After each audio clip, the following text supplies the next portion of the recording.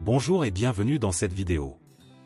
Nous y verrons comment répercuter un filtre appliqué par des segments sur un tableau généré par l'une des fonctions groupe épars ou pivot épars. En cellule F5, nous avons défini une formule à partir de la fonction pivot épars. Nous y avons paramétré deux niveaux de regroupement en ligne avec la fonction choisir col et deux niveaux de regroupement en colonne avec la fonction assemblage. Les données à agréger proviendront de la colonne CA de notre table vente, et la fonction d'agrégation sera la somme. Pour plus de détails au sujet de cette formule, vous pouvez visualiser la vidéo précédente sur la fonction pivot épars. Notre tableau nommé vente est situé dans la feuille données. Nous nous positionnons sur l'une des cellules de la table vente. Par l'onglet insertion, nous accédons au groupe filtre et choisissons segment. Dans la fenêtre qui apparaît, nous cochons catégorie, secteur et TCI. Nos trois segments sont générés, avec un bouton pour chaque élément distinct dans la colonne le concernant. Un filtre est appliqué en fonction des boutons choisis. Par exemple, en cliquant sur l'élément accessoire dans la partie catégorie, et France dans le segment secteur, notre tableau affiche les lignes concernant les ventes d'accessoires en France. Notre table source est filtrée, mais le filtre n'est pas répercuté sur le tableau de synthèse, généré par la formule que nous avons mis en place dans la feuille vente. Voyons comment identifier les lignes masquées. En H1, soit nous utilisons la fonction sous-total, soit la fonction agrégat, les deux permettant d'appliquer une fonction d'agrégation à une matrice, en permettant notamment d'ignorer les lignes masquées. Nous prenons la fonction agrégat. Pour son premier argument, nous mettons la valeur 3, correspondant à la fonction nbval. Dans le deuxième argument, nous choisirons l'option « Ignorer les lignes masquées ». Dans le troisième nous aurons la matrice, et pour notre exemple nous mettons uniquement la cellule F5. Nous obtenons le chiffre 1, pour une valeur. À présent, masquons la ligne 5. Notre résultat en H1 passe à 0, la cellule 5 étant masquée. Nous devons appliquer ce principe pour chacune des cellules de l'une de nos colonnes.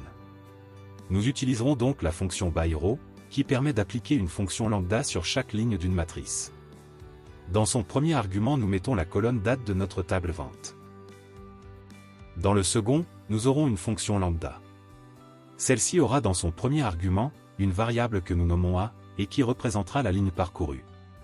Dans son deuxième, nous aurons la fonction agrégat, avec une première valeur à 3 pour la fonction nbval, une deuxième à 5 pour ignorer les lignes masquées, et la dernière avec le paramètre A, qui représente la ligne. Ainsi, nous obtenons une matrice avec un nombre de lignes identique à celui de notre tableau. Chaque ligne visible aura la valeur 1, et chaque ligne masquée aura 0. Nous n'avons pas besoin de cette formule sur cette feuille, nous la sélectionnons et la coupons, avec le raccourci CTRL-X. Nous retournons ensuite sur la feuille vente. Nous allons modifier la formule pivot épars, que nous avons en cellule F5. Dans son argument filtre, nous collons la formule byRow, que nous avons coupée précédemment. Nous enlevons le signe égal qui figure devant celle-ci. Nous retournons dans la feuille donnée, pour y sélectionner les trois segments, et les couper avec le raccourci CTRL-X. Ensuite nous les collons dans la feuille vente avec le raccourci CTRL-V. Nous les repositionnons, et redimensionnons rapidement. À présent, nous pouvons choisir nos éléments sur les segments, et le tableau généré par la fonction pivot épars est filtré et actualisé immédiatement. Nous avons un peu mis en forme notre document.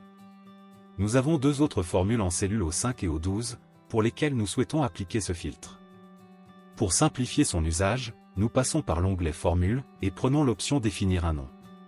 Dans la fenêtre suivante, nous le désignons Mon filtre. Et dans la partie Fait référence à, nous mettons notre formule byRow. Ensuite, nous remplaçons la formule par le nom Mon filtre, dans l'argument filtre de notre formule pivot épars. En O5, nous avons utilisé la fonction groupe épars, pour générer un tableau de synthèse par catégorie. Nous la modifions, en ajoutant le nom Mon filtre dans l'argument prévu à cet effet.